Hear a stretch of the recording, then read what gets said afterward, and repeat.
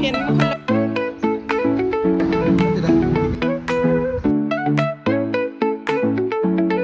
morning ma'am ngasi ayuki breakfast ti puri oin tawre sina muk niaba muk thungbani puri ga mukka sida sa leire mujhe khoi breakfast tawna be ready de leire breakfast tawra ga mu ma'am du kamai to bodo ngasi numit ki dum lage ma'am. Hi ma'am, good morning and welcome back to my channel. Ma'am puna mangku igi channel sida taram nok cheri ma'am ngasi sisu mama ga basna ga nga koi puthogi ge moi singa si leire ga hayeng chahi drum ne ko dona ngasi se ngahak adum koi puthogi ge hojik se akoi ahan bada fancy bazar ahana chatui ne ko fancy bazar se isu chat ba kuire ado mama su chatni hai adum Guwahati di bar lakko homda badina ko lai asida aisu chatta ba kuire na ko aduna fancy bazar da hana ta thorani adu loraga mu kai koi bo khot bodo ngasi se akoi planning budi yame ba ko adu yeng bai ni kai koi kholi do adum ai makha ta badum share to jarake hujige nadi ahan ba fancy bazar chalu rasi mayam fancy bazar gi collection mayam do share to rake adu weather se sunu ngai re ngarang di nu sa saram me ba mamai lakko ni mitu ngarang se aduna ngarang di yamna chatre ba ko numi evening da ngak mall da ngak chalu re website ta adu ngasi di pura ngasi di na ma koi ge khali ni sadabu yeng bai ni hayeng ni mo chahi drobani na ko adu weather se sunu ngai ba ko aduna mama ga basana ga maning da phammi aduni mayam aduni mayam ga haye to re mayam koi ru ge ga koi ru ge ichani ba yesu numitarani ban phangwani na do mase ga su lahan jum da pa matam da nga hodre koi phangdre do mase na nongni le ringe se ga mai su school hang do re do school hang do re mayam lawai na numni ni yi oina lak sabani do jeng bai ni ngasi su ichani pina nga tho si jum da sum le yesu kai do do ri lai mina sum ko tho si ana nga tho hi ge basna de kara ikai galle aduna ula ge mayam pani paga mase ga su una jare mabani se kuire una da ba kuire rang du mai ni da order sinu ngai ra sidi lai nu su mu ba jani da ngasi di din se hai ma rang ni kana to ra ka din ngasi jam pha ra bi wari ni ngara ni ko sanda da ngak thu bu ne ba adu ama su to ri da din se inga su na ko omchak na bam du thoi ya ba omchak ne no ngasi di sum phai da kha di sum phai fancy bazar se halani da ngasi fancy bazar nga koi puthoge fancy bazar se mi di tin bani ko yamna adu jenge ma'am ai dum ngamade dum khara simak ya ba ko mi yam tin bani dum phone ga puthoga video se ma se talle fancy bazar pot khan ma su ngai te video se mi ngai da aduna dum khara budi gulake ma'am collection ma'am do yam budi ai gut pang ngani hajar de mi tin mani na ngai te ba ko aduni ma'am do ji khoi chalui ye गाड़ी parking तो रमे ma'am से खरंग खोंग न चता है बा गाड़ी parking तो bullying अंग था पे खरा खोंग न वाक तो उताय मतलब खोंग न वाक तो उताय tapi yo do era mana tan हम था पे भी ने की जेंगो मा मामा से दे कुटा जेंगनी आई कुटा जेंगी ভিনে কো দেখাবচোন ডাবল এক্সেল মামা কি কোটা ডাবল এক্সেল সেলে রে মা কিছু খজাই চুজি ইংয়াবা চিজ ডাবল এক্সেল সিঙ্গল নতনি মামা ফিরে ডাবল নতে কেন সেট নতে আবা সেট হবো নেকি সেট লইতে নে কতরকে পিক নিয়া রা আই সাইজ সে ডাবল এক্সেল সে এক্সেল নিয়া বা খাবা apik pa size niya ba double XL ja batani sono se niam le sono se jeng jai na ta khajai ne eto dupatta ase ne dupatta jawi se set niya ba color ki ase ege dai color jam leite mai se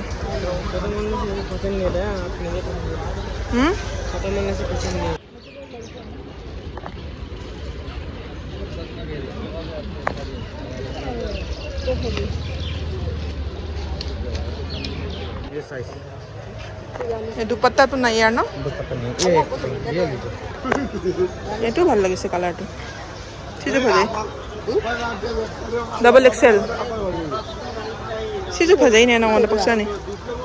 아주 파제. 시내 부서미가. 세나 싱글나 또 이만해. 오라 시즈 파제이네 마. 아, 시 픽까지 나온다. 픽까다 말이도 사이즈. 아? 비오이드라. 작아드라. long line na short line 아니 각디 칼레바 아홍거 칸게 또봐. single kurti 세도 홍거 칸게 또봐. 나가드라네. 픽바 말리 강데네. 카 슈퍼 말리. 슈퍼도 많이 떠이네. 난 사이즈 온젠 게라시. 일단 아무튼 제 오네 아무튼. 에도 다 사이즈도 니밀레니. same size hoy double 너하이 에도 올라 코로니세 라기야세. Ada siga mayam se Bengali ki dada phangnare bako mitai di fajjana ngangi impal gi ni haya ado khojai da dum lei ba ado ma ka ngak wai watai sanari sige kho basana ti shirt lei ramya ba akhoi na ma ga sona kuta yeng ngai da ado ase dada se miteran fajjana ngang bo du ga ina dum video se mo bo nya ba inju golo sarang mani iron ba golo sarang mani ko nga toi ba kai hom ga sai je han thong la fu iron ba sa bro dada la fu iron ba sa bro Sebelum juga ya. Jong cak cak bro. Jong cak cak bro. Jong cak kia kau jum dah thai, sudah bocah jum thai. Anak kan karam dia. Anak kan di sehari. Begini. Ini mana kalau? Pasai bahasa nang asyik dum lau ro. Ini sih yang paksa ini orang ada. Enggak? Mama pasai jam na. Atu bakal lari kalau.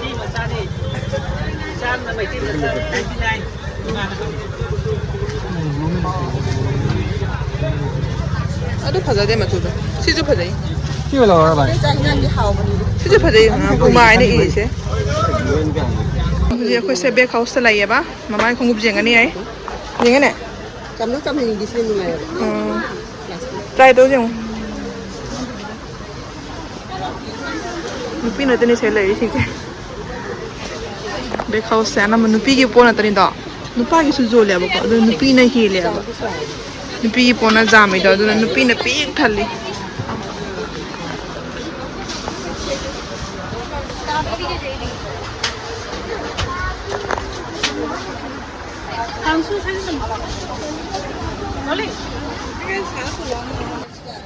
Nara bo. Tunggu nungai ni tu. Tunggu nungai ni apa sih? Kau seperti lemi jam. Quality yang baik sih.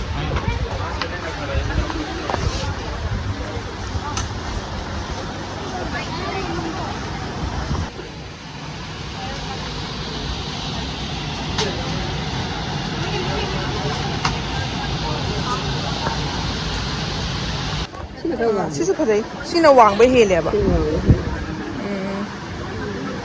Sini apa berhil mana mau bos?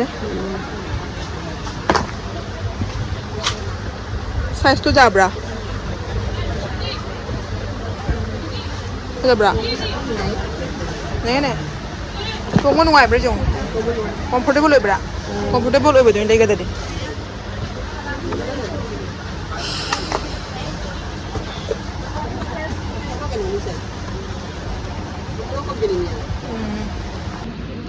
Size se hang baca ke bas na size kang deh bukan? Jangan ada budi mali dah. Mapong size kya no hangi ya? size kya na? Mapong size kya no? Mapong size kya no? Ay ini sih Mapong size na mapong size kya no ay ini. Lagi sih sebenarnya lobby deh. Tapi semua lobby deh. Hang di dunia mana gitu? मैं school में पुना बस fan में खल लौरे दाम तो बस लो देना मचानी लौरी से ऐ साई थन कितनी ना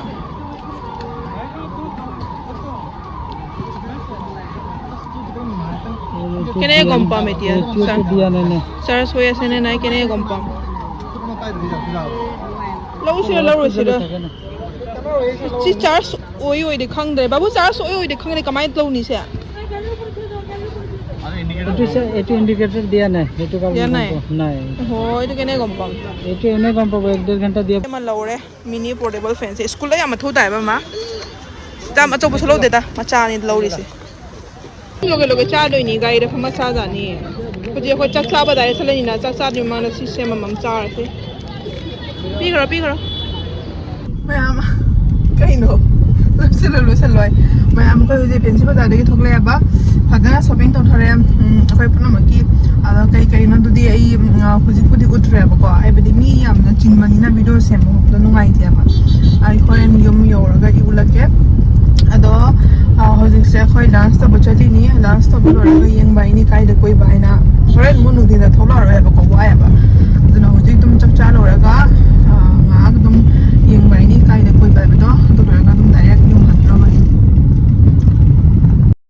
ꯃꯌꯥꯝ ꯍꯧꯖꯤꯛꯁꯦ ꯑꯩꯈꯣꯏ ꯎꯂꯨꯕꯥꯔꯤꯗ ꯂꯩꯌꯦꯕ ꯑꯁꯤ ꯔꯦꯁꯇꯨꯔꯦꯟꯁꯦ ꯃꯤꯇꯩꯒꯤꯅꯦꯕ ꯑꯣꯀꯦ ꯆꯤꯀꯦꯟ ꯍꯥꯏꯕ ꯔꯦꯁꯇꯨꯔꯦꯟꯗꯨꯅꯤ ꯑꯁꯤꯁꯦ ꯑꯩꯈꯣꯏ ꯕꯥꯁꯅꯥꯒꯤ ꯃꯥꯒꯤ ꯐ꯭ꯔꯦꯟ ꯑꯃꯒꯤꯅꯦ ꯃꯣꯏꯒꯤ ꯃꯕꯨꯡꯒꯤ ꯔꯦꯁꯇꯨꯔꯦꯟꯅꯤ ꯍꯥꯏꯕ ꯑꯗꯨꯅ ꯕꯥꯁꯅꯥꯅ ꯁꯤꯒ ꯆꯠꯁꯦꯅ ꯃꯥ ꯁꯤꯒ ꯌꯥꯝ ꯍꯥꯎꯔꯦ ꯑꯩꯁꯨ ꯑꯍꯥꯟꯕ ꯂꯥꯛꯏꯅꯤ ꯑꯣꯀꯦ ꯆꯤꯀꯦꯟꯁꯦ ꯑꯗꯣ ꯍꯧꯖꯤꯛꯁꯦ ꯑꯩꯈꯣꯏ ꯑꯣꯀꯦ ꯆꯤꯀꯦꯟ ꯊꯥꯂꯤꯁꯦ ꯇ꯭ꯔꯥꯏ ꯇꯧꯒꯦ ꯇꯧꯔꯤꯅꯦꯕ ꯑꯁꯤ ꯂꯩꯔꯦ ꯑꯣꯀꯦ ꯆꯤꯀꯦꯟ ꯊꯥꯂꯤꯁꯦ ꯑꯗꯣ ꯀꯃꯥꯏꯅ ꯇꯧꯒꯦ ꯇꯦꯁꯇꯣ ꯃꯌꯥꯝꯗꯁꯨ ꯑꯗꯨꯝ ꯍꯥꯏꯔꯛꯀꯦ ꯃꯃꯥ ꯀꯥꯏ ꯆꯥꯗꯣꯏꯅꯣ ꯃꯃꯥ ꯆꯥꯔꯣꯏꯒꯦ ꯃꯃꯥ ꯆꯥꯔꯣꯏꯁꯦ ꯀꯣꯐꯤꯒ ꯂꯩꯇ꯭ꯔꯣꯁꯦ ꯀꯣꯐꯤ ꯂꯩꯗꯤ ꯀꯣꯐꯤꯒ ꯂꯩꯇ ꯃꯥꯅꯤꯅꯦ ꯂꯩꯇ꯭ꯔꯣ ꯑꯁꯤꯇꯪꯅꯦ ꯍꯥꯏꯔꯣ ꯃꯃꯥ ꯀꯩ ꯆꯥꯗꯣꯏꯗꯨꯗꯤ ꯑꯩꯈꯣꯏ ꯃꯥꯗꯤ ꯀꯩꯝ ꯆꯥꯗꯦ ꯃꯄꯥꯟ ꯊꯣꯛꯑꯒ ꯀꯃꯥꯏꯅ ꯇꯧꯅꯤ ꯁꯤꯗꯤ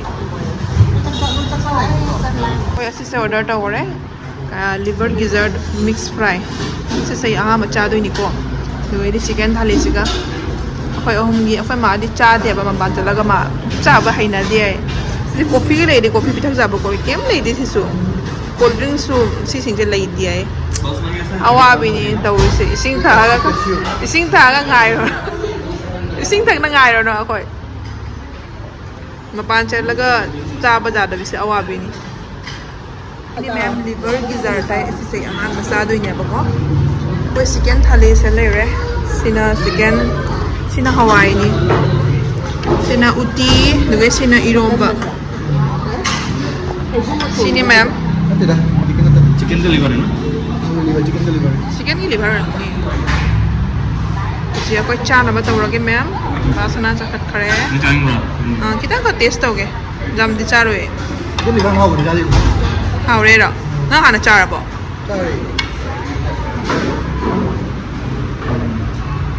ये चिकन जांग मनी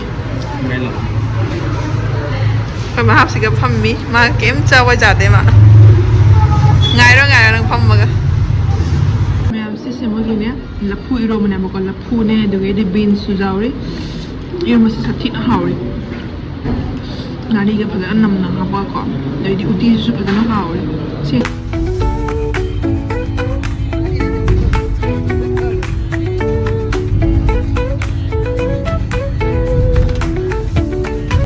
से कोई कनो लाई हैंगर बाई दको सिदा पार्क अमा लेयबको अमृत उद्यान ना अदो सिदा दम ओइना लाए अखोई से ब्रह्मपुत्र रिवर फ्रंट दा चटके तोरमनेबको अदो लामेनो खरा उल्टा गरे मनिंगो दम कुम तारे दुना सुम अखोई से दम लाए मयाम मसी से अयंगो तादगी थोकपनि दो शॉपिंग तौना लेरबनि ना पुनम वाना रेबको अदुना ngahak se dum hanger by दो इना दम ngahak कोइरागा दम युम हल्लनी मयाम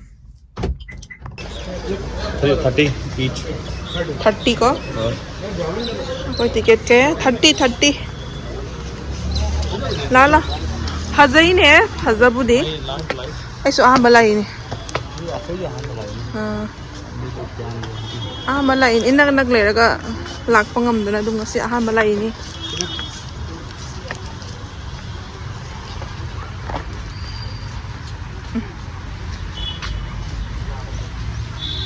केक पूरा लाई ने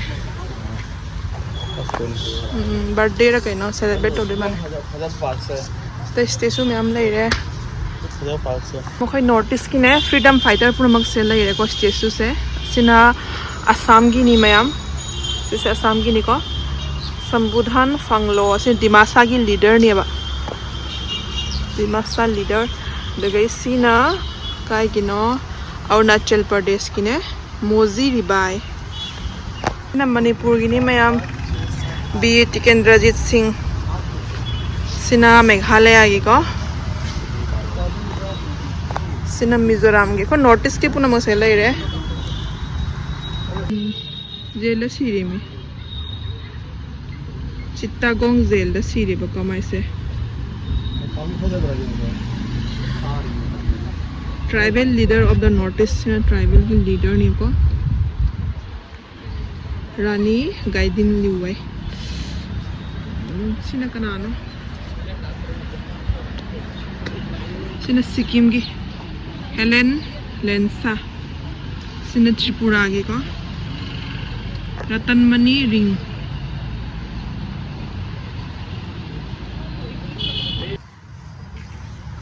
Azai ne Azabudi Ni jam dak na dila Ai so ha malai ni Ade couple se maternity shoot tawri Nupa suna teddy bear am su pai ri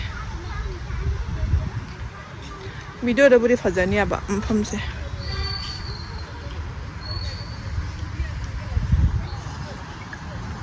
Son sira sonda La la son la Kama photocopy Nang phone do battery jaw de hayam dai ne Siam phajari do Meditation meditation deck adu gini smai to thamise meditation to bom jaga ne Sikai pambi no Se hey Krishna Surani Do sele Krishna Sura Krishna Sura Oh asina tro na han papa na le do bazar da ye Kinum ha bi ne se ming se jongchak to mai to da debi sina tro Ha Devi khar khar mali ne Krishna Chura pambi ni Mete de kai ko mo khang de se sa mi se de Krishna Chura ai na hai bne ba Dari le ga le ne Se le de Krishna Chura ma Si ora ba sa je ndo Meditation tawi do ora ba View se ra phajabra ngahak le di mam than grani si matak ta karu sila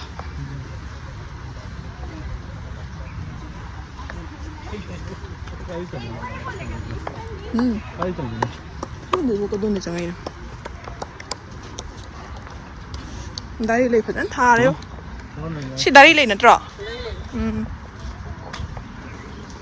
Dari le phajan tha re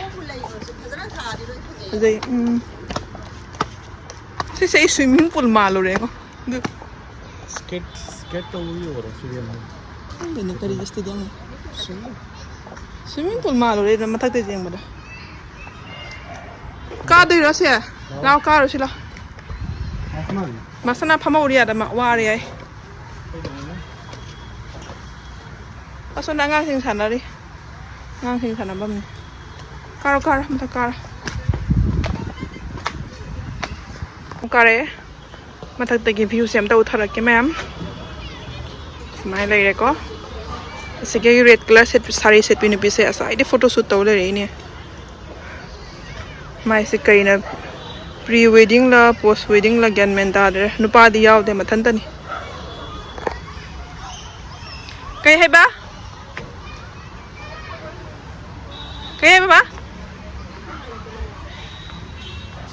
khud hai ra ke na moi hai re khud hai re chala sira san ba ya re da la hala se masana ada ngai ri hala ni khoi ma mamang chat pa hore do mana ina video hena ma ba mamang na chat pa hodro bani thenga meeting khale ne hai mi le ram da bani khali ho le ram bani Saya sih ke foto apa aja nih? Semuanya paham sih.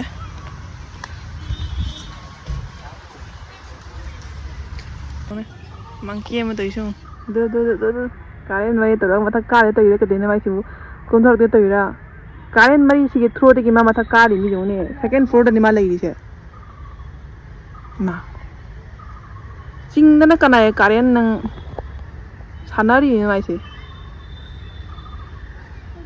Kumtar tore. Jone tu. Pa. Kalian mari sema hai berang sana lagi tu.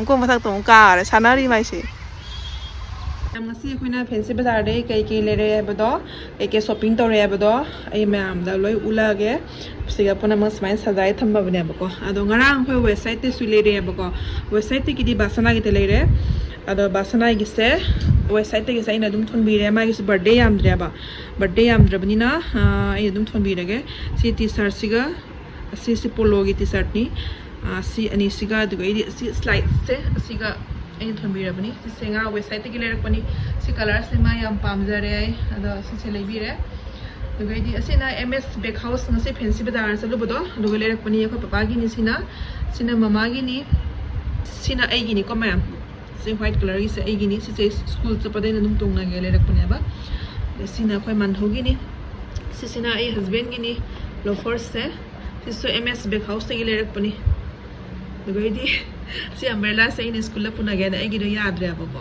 do si se le re fancy bazar de gi du gi mama gi kurta set kha le re si se kurta set se mama gi ni si se si ni si mama gi ni du gi asina ai gi ni ko keno ne sa keno dupatta mi aure sina single ni na ma'am white color gi plazo ga ne se na bai ne sina set ne ba ko de gi siga ma le re sina black color gi plazo du gi sina single kurta dum school da ne sida mama thon bi ni ma'am hai school sa pada dum ma thau dai na ko yam na kurta se ma thau dai ba ko ado si ni se mama thon bi ni du gi sina portable mini portable fan do si su school gi ne le re ni olang tha da yam line che le ba ho school se aduna si se yam ka ne ye ba ko olang tha da di si ne le re du gi si se mama ibani gi ni lipstick se hilary se le ko kai sa kare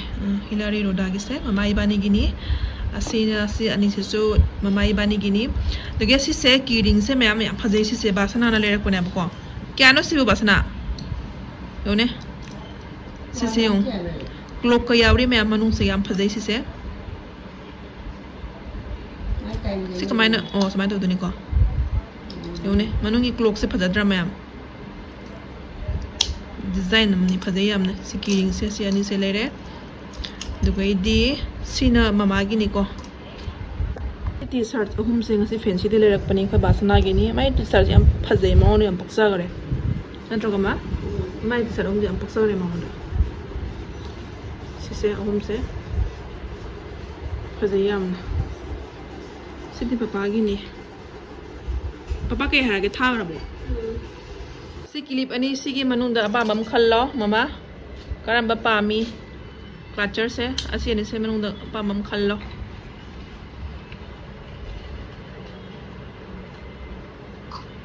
si ani se si pambra am kala ma do le gi si le ra to di si lo si kurta set se ma'am si se mana nan ai lakpa da hapak phone am ko adugo idi asi sina t-shirt china husband gi ni mazu se ing law na phajabani si su masu yam phajabani si se real da na bu en phajeba si dupatta ni ado si se idum school dum sena bazaya ba ko hangdok ro gi ma'am kona elite matam da dum phajana dum ula ga ba ko si su phajabani asi de posai asi tane da ma'am re se si budai na mama gi na nan happy ra bani si kurta set ani se dage asina mama ne egi happy re si sana hai mama oi hap no ba acha pot ni lo so na ba yaw ba yeng ke na hai ada mama oi da hap na ba na online de gi dum order to bi ra bani ba ko Jio Mart gi ne so na yaw ba yeng ke na ko khoi di jigan online de dum order to ra dum sai da podi ra ma pande ga lei de da pana sa laga lei be matam ga lei tre khoi busy ai bu pra busy ni na se hang do lao se loi su na yaw ba yeng si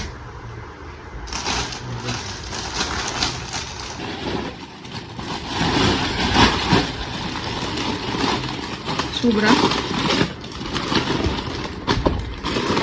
son bapre se जाऊ gi bra kurkure ta ani khagni kurkure da little heart chani ni kurkure packet ani khagni Bujia packet ama. Sisu ani khala kena daw gibe. Sisu ani ka. Kurkure kai no. Oh sale kurkure sale little heart ani kurkure ani suji. Nuge sina kena ni ke meri biscuit to. Chips. Banana chips. How bani sise ma. Ina choco pie ra. Sina kekar pie ai bu kai no. Choco pie na de side kekar pie. Pie ra sa ba. Choco pie ke pie ni ai. Kekar pie. Biscuit packet ani yaure. Mai pina ba. Online ni dum order to bi bani. Sise how bani se. Sudam se kala gabe. Is basana sa ni papa le. Dum saga dum tho kai sana. Sa pun sudam sa. Mayam ay mayam na kinahula ti ko. Sige, nila bano sa kahili na dito. Sise mo ibing tiki mana purok na dito. Bisa di bandal ni mayam. Sise lising ani gina ko tara sa pinya ba. Sise nagataw pa mo iday sise pre lang yung ni mayam. Nungay pa ba. Tara sa pigini. Ado sise mamada mana lising mo pigaro ay di hujik ti durga pa suyam na ko. Dugay di puja ate tinyam puja le na bisa ka pa suyam dre. Aduna puja da sida na nabigi hana mana ne lising japi se lising japi ay suka gay tara sa pigi lising japi bundle se sise mamay da mana pigaro na putrok na ko sise ato para game sida na no light in parang bada sida no amba si use to da bani se na da sumo big dis mani pugi ato tara kun tara sa pi bundle se so dam tara kun ato tama tam na phang da bani Lighting ge ahan badina decision na badina. Sise mamada anda lampi gani anam pensi de dum mata saba dum rapius ki daily use ki dum phangi dana ko aduna pensi de dum dai chapani aba ko adugai di apa ma dum tak loi punam paina raga mai gi mai punam khana re asini mayam se dum utlaga ngasi gi blog se matang asida dum na chanjara ge mayam agi next blog tamu yam yang na thainara se ngasi gi oina dilo sanjara ge Pung nipan su tare, bye bye, good night. Mama good night, hai ro side tagi. Good night. Uti ular roge sak ular roge mayam.